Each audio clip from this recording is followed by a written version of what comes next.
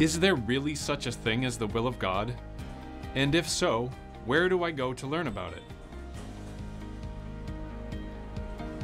In this first segment, Franciscan Father Albert Haase explores God's dream of the kingdom.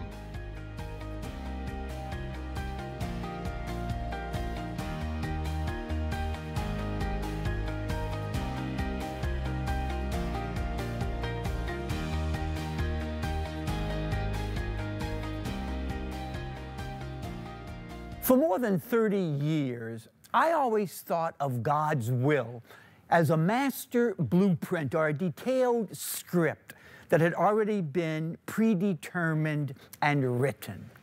From the way I figured it, on the day I was conceived, God had a plan just for me, a special way that I would play in salvation history. As I grew up, it would be my task to pick God's brain and to figure out what God wanted me to do. And then, once I discovered it, I would have to buckle under and obey. But I would never know for certain if I got it right or not. I would never know for certain if God wanted me to be a Franciscan friar and a priest until the day I died.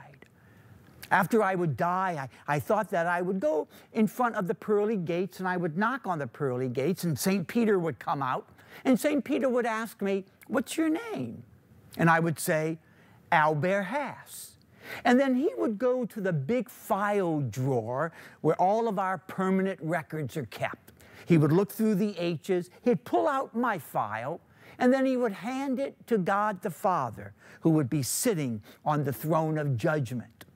And as God the Father would skim through my file, he would ask me, "So, Albert Haase, what have you done for yourself?" And I would very proudly say to him, "Oh, God, I became a Franciscan and a priest." And then I would hope, I would keep my fingers crossed, that God wouldn't grimace and look at me and say, "Oh, buddy, you got it wrong.